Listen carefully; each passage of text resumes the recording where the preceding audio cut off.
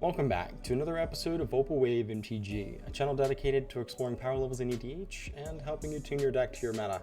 I'm your host Jacob, and today we're going to be checking out General Marhault Elsdragon, which is a 4-mana 4/4 elf warrior with whenever a creature you control becomes blocked, it gets +3/+3 until the end of turn for each creature blocking it. And this commander was recommended by Curiosity from Reddit, so huge shout out to you for the recommendation on the deck tag. As usual, the deck lists are in the description below, and if you want to help support my channel, check out my Fiverr. That'll also be in the description below. And with that, let's go ahead and get started. For the Skirmish version, we're actually pretty much all the versions. We're doing straightforward beatdown kind of strategy, really take advantage of our commander here. In our Planeswalkers, we've got Gruul Primal Hunter. This is probably one of my biggest pet cards, mainly because it's got that -3 draw cards equal to the greatest power among creatures you control. So you can swing it with one of your dudes, it gets blocked, it gets pumped a bunch by General Marhault, and then you can draw a bunch of cards. Gruul can give our creatures trample with the ult. The ult is actually really easy to get to, and it can also serve as a little bit of ramp by untapping our lands. In the creatures, we've added a few kind of group hug, quote-unquote, cards, like Crone Warhorse, which will give our opponents 1/1 soldiers. Hunted Dragon and Hunted Troll both give our opponent creatures, and that way we can force those creatures to block us. And in terms of blocking, we do have a few ways to force our opponents to block. Provoke is a really cool old mechanic that says, when this attacks, you may have target creature defending player controls, untap, and block it if able. So essentially you're going to guarantee that something is blocking this creature, and then from there, essentially it's removal, since it's going to get +3/+3 and most likely be bigger than the thing that is being forced to block it. We've got a few ways to give our stuff trample. Archetype of aggression will give all of our creatures trample. We've got the Tattermunge Witch, which gives all of our blocked creatures +1/+0 and trample to end of turn. And Aronis the Indomitable, which can give our creature +2/+0 and trample. So in addition to all these ways to give us trample, we got a few ways to just get some generic value. Book Devourer will draw us a bunch of cards potentially. Atali, just a really fantastic card, getting those extra casts off our opponent's libraries as well as our own. Elder Gargadon, it has a lot of text on it. Reach, Vigilance, and Trample. Can draw us a little bit extra cards, can make dudes, whatever you need in the given situation.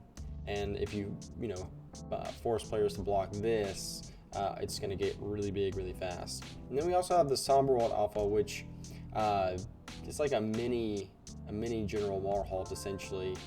Whenever a creature you control becomes blocked, it gets +1/+1 until end of turn, and then can also give our creatures trample. So really cool interaction there. And then a few of our top end stuff like Quartzwood Crasher, which whenever a creature with trample deals damage to a player, you can make an XX with trample, where X is the amount of damage that those creatures dealt. And from there you can just keep making bigger and bigger and bigger dudes that will eventually kind of take over the board. So moving on to our sorceries, we got a few ways like Enlarge, Revenge of the Hunted, and Jiraga Invocation that can force our opponents to block, make the creatures we control, they must be blocked until end of turn. A few more ways to draw cards based on power, like Hunter's Prowess, Soul's Majesty, Rishkar's Expertise, and a few fight spells, stuff like Go for the Blood and Rabid Bite, just to serve as removal, in addition to a little bit of ramp, Farseek, Cultivate, Kadam's Reach. Moving on to the instants, we've got just a good bit of removal. Beast Within, Corrosive Grip, more fight type effects. Pit Fight, Pounce, Ram Through is really good since the excess damage will be dealt to your opponent. And a Bite Down, where target creature will deal damage to its power equal to target creature or planeswalker. Soul's Fire, where we can deal a bunch of damage based on target creature's power, and a Return to Wild Speaker. So basically abusing General Marhault's ability when they get pumped really big, and abusing the power in that kind of way. Moving on to our artifacts, just a few more ramp. Arcane Signet, Command Sphere, the usual suspects. Then we've got a Nemesis Mask, which equipped creature must be blocked each turn if able. We've got a Dowsing Dagger, another way to give our opponents creatures that they can then be forced to block with, and if we do happen to hit a player, it'll flip and it just basically turns into a land that can give you 3 mana of any one color, so not bad. And we've also added an Ember Cleave, which can give our creatures double strike and trample, so pretty good there. In the enchantments, we've got Berserker's Onslaught, which will give all of our creatures double strike, pretty sweet. Blood Mist at the beginning of combat in your turn, just another way to give double strike essentially. And then for a few more ways to give trample, we've got the Foothold Creator, which can give a land the ability to give a creature haste and trample, pretty good. Glorious Sunrise can give our creatures +1/+1 and trample to end of turn. You can make a land add 3 green, you can draw a card, or you can gain 3 life, so decent amount of utility on this card. And then the really spicy card I found while I was brewing this deck is Invasion Plans. So each creature blocks whenever able, and attacking players choose how each creature blocks. This is perfect for our deck since we want to swing at players and then force players to block in whatever way we want to. So yeah, we can definitely make some of our dudes really big and clear our opponent's boards potentially with an invasion plan super strong. Now it does force all creatures to block, so you know your creatures will potentially have to be block as well. So it's better to just be on the offensive when you're running this card. And finally, we've got a Lure, which just enchants a creature, and then all creatures able to block the enchanted creature do so. In the lands, pretty straightforward. Got a bunch of basics, a few tap lands that can tap for any color. Skrog Pick, which can give a creature trample and +1/+1 until end of turn, and a Kessig Wolf Run, which can make our dudes really big depending on, you know, if you just have a bunch of mana, it's a nice mana sink that we can put into something. Moving on to the battle version, we've still got the Gruul. I just really like this card, I think it's great. And a Vivian Monsters Advocate, which can let us play creatures from the top of our library, and also has that really great -2 whenever you cast your next creature spell this turn. Search your library for a creature with lesser converted mana cost and put it in the battlefield. Great way to gain some extra card advantage, and can also make dudes. So all around, just a really great planeswalker. In the creatures, we've had a few more ramp type spells, Birds of Paradise, we got a Plague Crafter, which also has Infect, pretty good, and a Llanowar Elves. Collective to help shut down artifacts. We've still got some of the Provoke stuff, Goblin Grappler and Hunter Sliver. And just we've definitely increased the quality of some of our end game here, so stuff like Pathbreaker Ibex. Vigor is going to be really great since we want creatures to block us. It'll prevent that damage and make our dudes even bigger. We still got the Quartzwood Crasher, Stonehoof Chieftain, which gives our creatures indestructible and trample, so we don't have to worry about you know, a player being able to kill our creature when it's swinging potentially. And then we've got stuff like Orin Frostfang, Toski Bearer of Secrets, since we want to be going into the red zone. This will give us more card advantage based on that.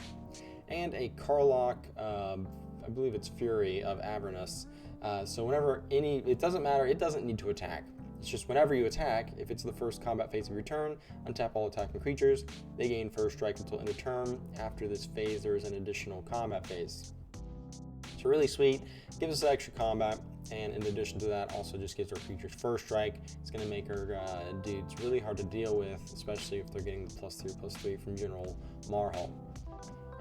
In addition to that, extra combats mean that they can be blocked additional and more times. So in the first combat, they get like 2 blockers, they get +6/+6, and they get that +6/+6 until the end of turn. So then when they move to the next combat, they get blocked again and they just get even bigger. So really sweet interaction there.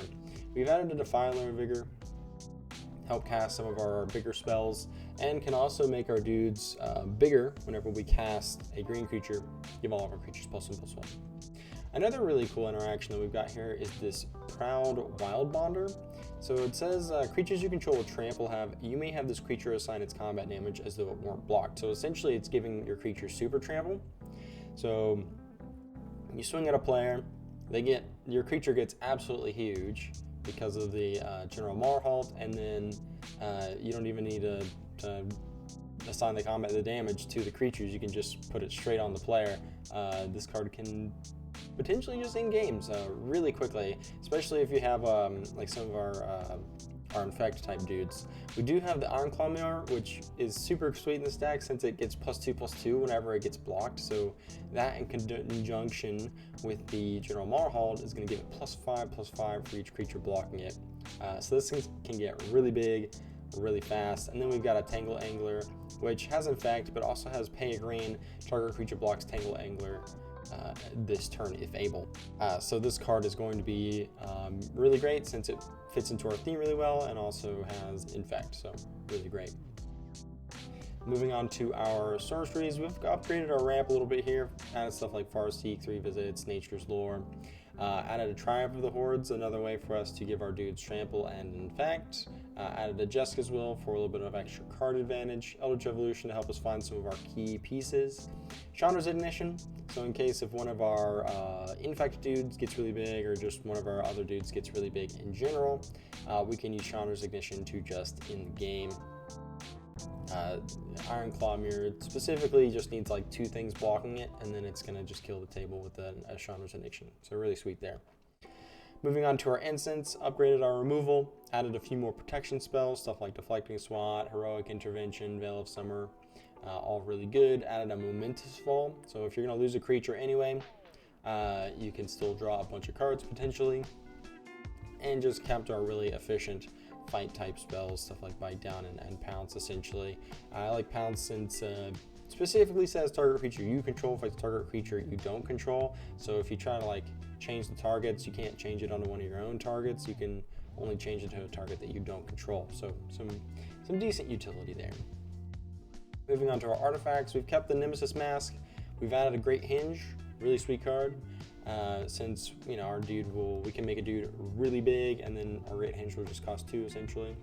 And the Reaver Cleaver, which gives a creature, the equipped creature +1/+1 in trample, and whenever it deals combat damage to a player or planeswalker, you make that many treasures. So super sweet here. And it's also got a combo with our Aggravated Assault. So essentially you're going to make hopefully up to 5 treasures. You can use the treasures to activate Aggravated Assault, and then you can just start going ham with infinite combats essentially. Grook's Uprising will draw a card if we control a creature with power 4 or greater, and can also give all of our creatures trample, which is super huge.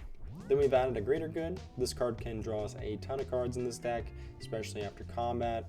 We've kept the Invasion Plans. This card's just going to be really good in this deck. Added a Rancor. I just really like this card. I think it's really good, and it's a nice recursive way to give something trample, and a Rhythm of the Wild to make our creature spells uncounterable, as well as giving us Surf Riot where they can potentially have haste or come in with a +1/+1 counter.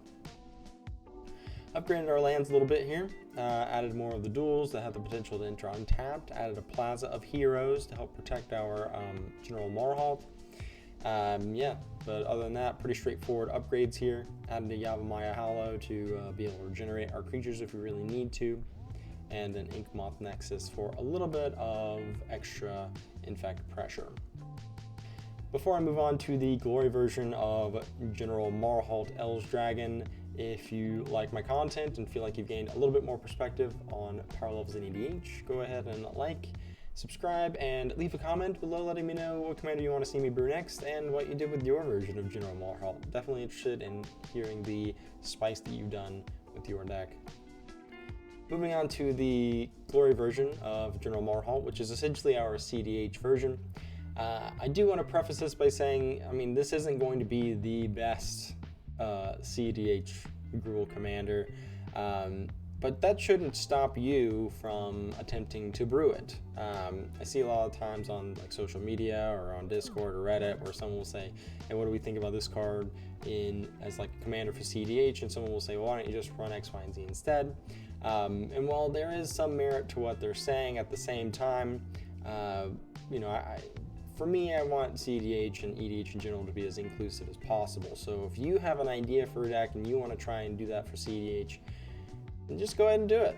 Just try it. You never know. Even if it turns out to be not the best idea in the world, you still can try it, and innovation is going to be really good in general. I don't think we should be discouraging people from building whatever they want to build in whatever power level they want to build it in. So that was my little tangent there. So yeah, let's go ahead and actually talk about the deck here. So we've kept the Vivian Monsters Advocate, really strong value engine here, and can help us tutor, especially like our Kiki combo with the Hierarch's Tower Scout. So essentially, Hierarch's Tower Scout will enter the battlefield and untap Kiki Jiki. Kiki Jiki will tap, make a copy of Hierarch's Tower Scout. From there, you'll make infinite Hierarch's Tower Scouts, and then from there you can kill the table. In our creatures, we have definitely upgraded our ramp in terms of creatures. We've got the Arbor Elf, Elvish Mystic, Birds of Paradise, Elvish Spirit Guide, a bunch of stuff to really get our game plan going ASAP. We've added a Dockside Extortionist, just a little bit of burst in terms of our ramp potential.